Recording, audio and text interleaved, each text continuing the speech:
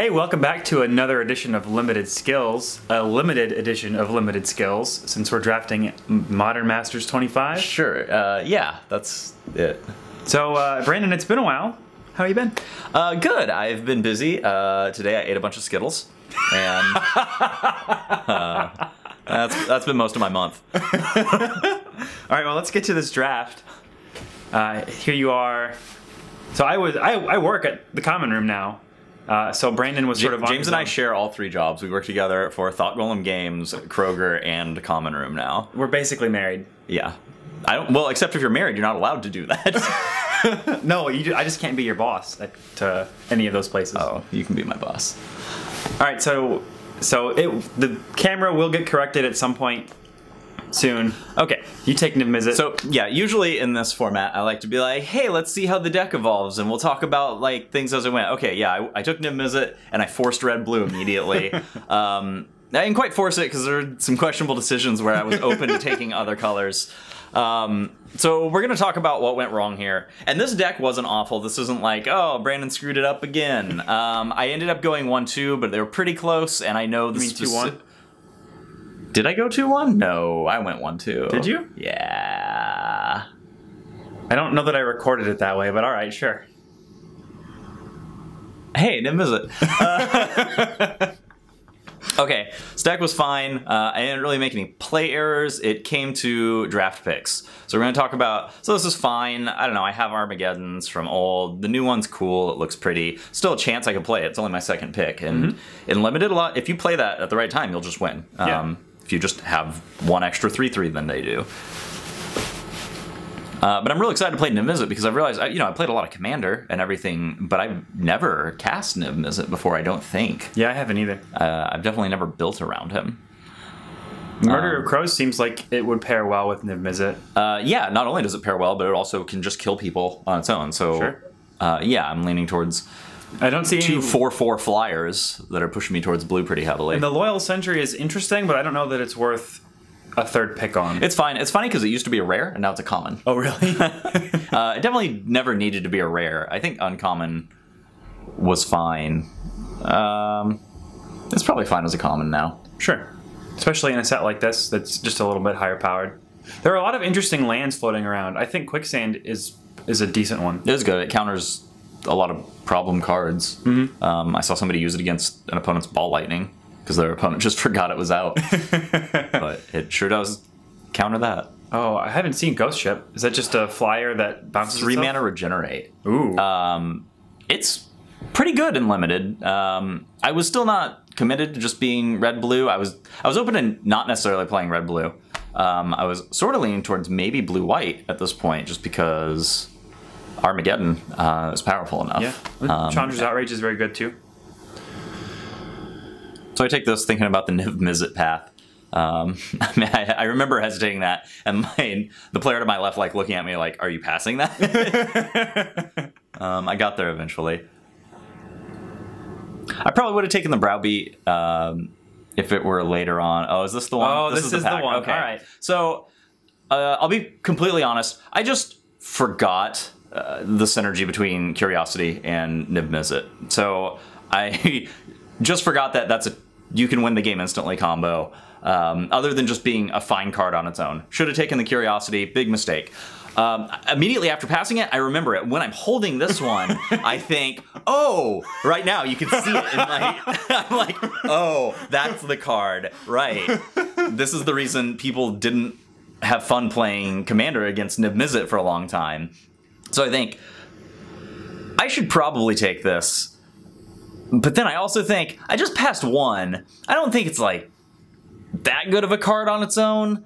And that's also probably wrong. So I think I can take this whatever stupid card I take. What do I take? Oh, I'm not going to tell you. Oh no, it's this is bad. It's Pillage, isn't it? Which, oh, it's that. Which is, that card's not bad. But no, yeah, I should have taken the... So my thought was this time, oh, one of those two is going to table, and I don't necessarily need two, which, thinking about it later, is also wrong. I should have played them both. Just to up my chances of getting the combo, and even if I draw one and I don't have the Niv Mizzet, it'll help me draw to the... Oh, that's really cute, James. We're like in a old black and white silent film, and James saying that.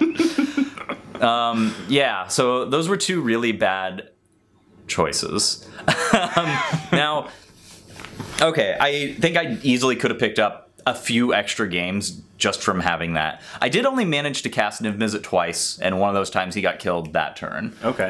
The other time, he won the game on his own anyway. Sure. So based on my draws as they were, it wouldn't have necessarily comboed off. Right. However, you know, if I had those two cards different in my deck, who knows how things would have panned out in so many different ways. So whatever. Because that allows you to draw a card whenever a creature deals combat damage. So even if you put it damage in general, yeah. So even if you put it on a flyer, that increases your likelihood of drawing into Niv Mizzet. Or our Horseshoe Crab. Horseshoe Crab's fine. It's a little defensive thing, and it combos with some stuff, which I don't think I picked at this point. But I knew that Quicksilver Dagger was in this set that's in Niv Mizzet's colors, and that works very well with Horseshoe Crab. For sure. I believe I ended up playing both and never drew them at the same time, but I was always excited about the potential when I was holding one of them. Gotcha. But that's a cool combo. There are a couple other cards that can work pretty well. There's a blue aura that you can put on something to spend blue to tap or untap it. I got one of those, and that also would be good on Niv Mizzet or whatever creature you have. I want to ask about Zoetic Cavern for a second, because it's a manland, kind of. But you're also running a lot of double cost spells.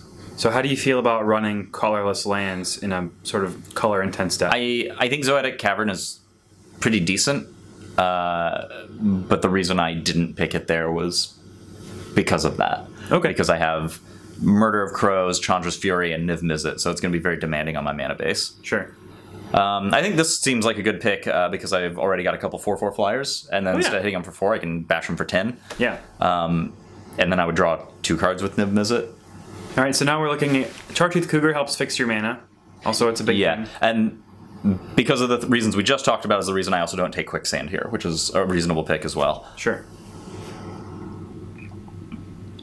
When I first got into Magic, we had my friends and I just had like a huge shared collection, and it was mostly Onslaught block. So like Chartooth Cougar and Twisted Abomination and all those spells from Onslaught just like, they make me happy. I would want to play this and just draft all the Chartooth Cougars and Twisted Abominations, just for nostalgia's sake. The blue one is in here too. Oh, actually, they're all in there. Just the green one is the uncommon that taps for 3 mana, the Elvish Aberration. Yes. And then the other 4 are the cycle or the commons.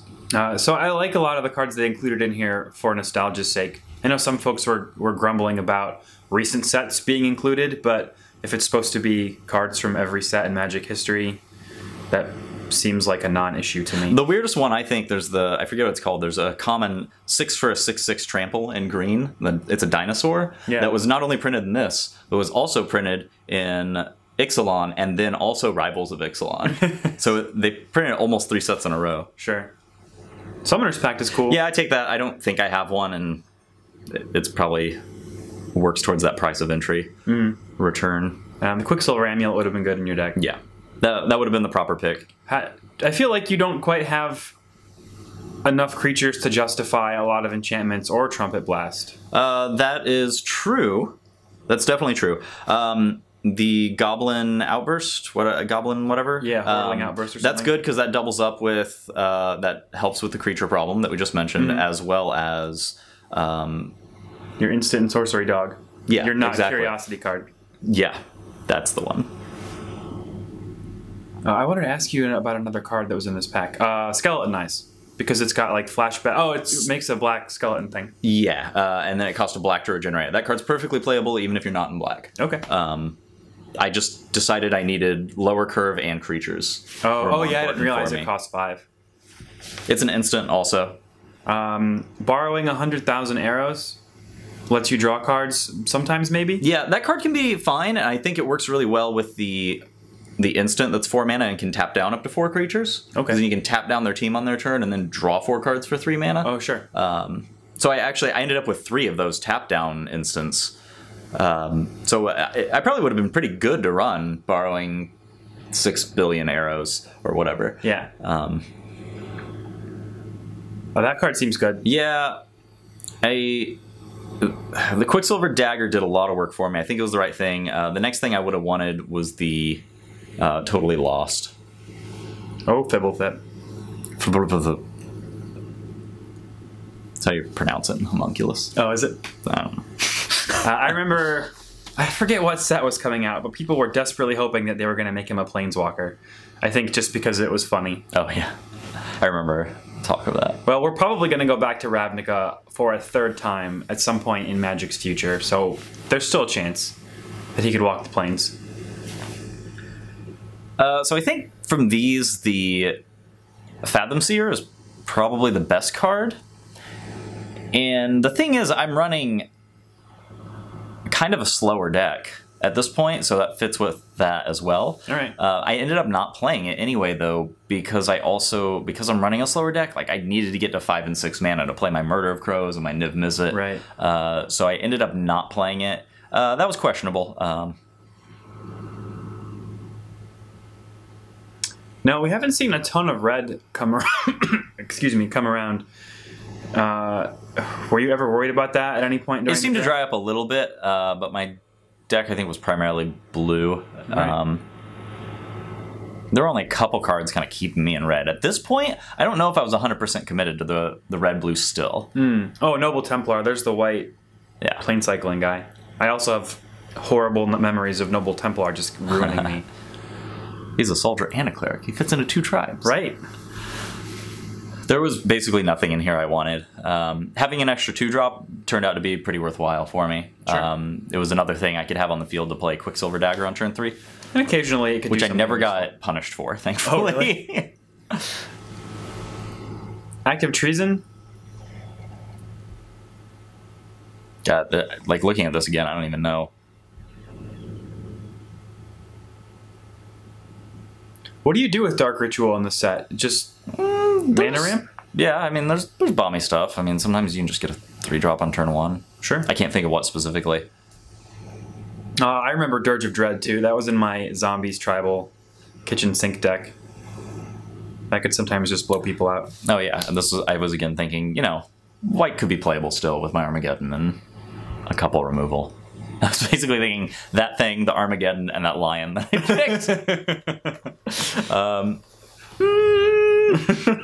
picked. Crimson Mage is sweet. For a 2-drop creature, I would get more value out of that for sure than the Elemental. Right. I like Crimson Mage because he's a red wizard. They're just synonyms. That's fine. Yeah. I'm real smart, guys. More choking tethers. Yeah, choking tethers. I like that just because you can cycle it to draw a card and tap a guy. Yeah, I finished a lot of my games, the ones that I won, without actually removing a ton of their creatures, and usually they just had an army that was tapped down as I just swung over with flyers. That sounds real annoying. For them, not for you. That sounds tons of fun for you. Most of my games were really close. Even some games I had where I had some mana problems. My opponent seemed to have mana problems at the same time, so even like our slow derpy game was derpy together. And then I don't remember a ton of details, but my round 3 opponent was also playing a Niv Mizzet deck, but it was 5-color Niv Mizzet. Yeah, he showed me his deck. It was real weird. And it was just like the card draw and do the Niv Mizzet things, but then just with 3 extra colors. Yeah, we had a very interesting games. He finished both of the games that he won, he finished with less than 5 cards in his deck. And like, if I drew right, it was entirely possible. I was just going to stall out to the end. But it was like a weird change of pace because I felt like I was winning for a while, then I realized I wasn't, but then I realized he was almost out of cards. Oh, sure. It was interesting. That would have been the best matchup for me to have the Curiosity combo. Yeah. Because they were very long, slow games. As well as I ended up with a sort of aggressive sideboard, and I was torn between whether I made my deck fast or slow. I went with the slower version. I think the faster version would have been worse, but I think I should have done a massive sideboard overhaul against that opponent. I had the punish him options for playing the weird mana base. not only that, but just because he was pretty slow and wasn't doing a whole lot till turn 5 also, and I think I could have had just an army of stuff out really fast. Okay. Mog Flunkies is a weird card for your deck because you don't have a lot of creatures. It would be bad in here. You would need that hyper-aggressive deck that, well, at this point I don't have. All of the picks for that came in like the last 10 picks of this pack. Oh, really? Because at this point, I think my deck is pretty much done. Yeah, that's sort of how I felt too. Everything I have, I was happy to get Exclude. That's a very good counterspell in Limited. Counter target creature spell, right? And draw a card, yep. Oh, yeah. Ooh, for just one more than Remove Soul. That's fine. This Chemister is funny. It's not phenomenal. It's kind of a disappointing rare. Yeah. I mean, his effect is relevant. It's sad that it costs you one... Even though he has haste, you still have to wait till the next turn before he can do anything. Yeah, because you gotta pay for it. Yeah. Oh, and he taps himself, too. Yeah. So, yeah, he's a weird card. Yeah, yeah, it was as soon as I opened pack 3, I thought, I'm committed to the red-blue thing. So then I think I need ways to protect Niv Mizzet. Also, at this point, I had forgotten that I'd passed both of the curiosities. I thought I'd taken the second one, and I was like, all I have to do is counter protect that combo, and I'm gonna win. And then it was after I looked at my pool at the end. Mistakes were made. Oh, I wanted to ask a follow-up question that was relevant. What did I want to ask you about? I didn't even know I had 2 of those. The Chandras? Yeah, I saw them so infrequently through the night. Oh. God, oh no, I wanted to ask you about... Oh, I know what it was.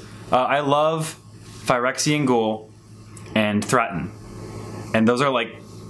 That's what I want to do in Limited. I want to steal your dudes, hit you with them, sacrifice them. Yep. And then there's also the Angel of Despair or Angel of Darkness. Or... I got murdered by that. That was... I run both of those cards in an EDH deck because they're free psych Fallen Angel, right? Yeah, Fallen Angel. Yeah, they're just that good.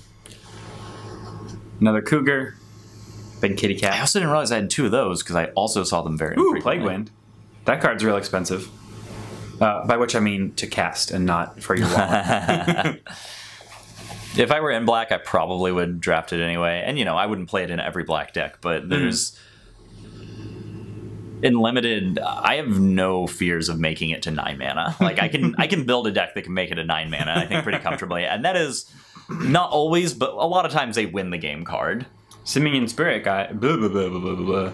Oh, man, I was so excited because I've never played this or the other version of it. I've never played one of those effects, and I was very excited to draft it. I never used it once. And I had, my deck was designed in a way where, getting a turn 4 Murder of Crows out would have been sweet, or surprise, I have the extra mana for that Arcane Denial would have been sweet. I ditched it to a Merfolk Looter every single time I ever saw it, just because my hands were like so tight with like really good cards at all times. It's too bad. I say as I lose with the deck. Yeah, I was about to point that out. They couldn't have been that good because you didn't win. No, I do think the deck was good. That's just me crying. Thresher Lizard is probably bad for what you're trying to do. I never had that few cards in my hand for sure. I just had a lot of incidental card draw. What about this Humble Defender? It's okay. It's neat. So there's a couple things I can do with it in this deck, where I can kill it with Niv Mizzet because it only has 1 toughness. Oh yeah. So if Niv Mizzet's out already, I can draw 2 cards and then remove him. The other cool thing is I can give him to my opponent and then play that, I forget what it's called, the 3/2 that steals a small creature when it comes into play, and then I can use his effect again. Oh, that's kind of cute. I think I played both of those cards. I didn't get to do any of those things. Oh. I like Phantasmal Bear. 1 mana 2/2. Yeah, there's one of my 1-drop pretty aggressive creatures. You can't enchant it, which is sort of a bummer, but yeah. That's fine. It's a 1 mana 2/2. Comes out, gets killed, does its job. Jackal Pup. So I think I ended up with 5 1-drop creatures. It was at least 4, and I had a lot of 2-drop creatures too. So I think I could have had a pretty above mediocre aggressive deck, but it turned out to be a pretty good mid-range deck as well. Sure. It looks like it would have been fun to play. Yeah, I did have a ton of fun with it. I don't find myself playing red-blue in Limited very often. And, you know, getting to play Niv Mizzet, even though I only cast him twice, was super cool. Opponents were always like, a thing I have to answer or die. And that's usually a good feeling. Yeah, absolutely. All right, well, we're probably going to get in a few more of these Masters drafts. Probably at least one more. Yeah.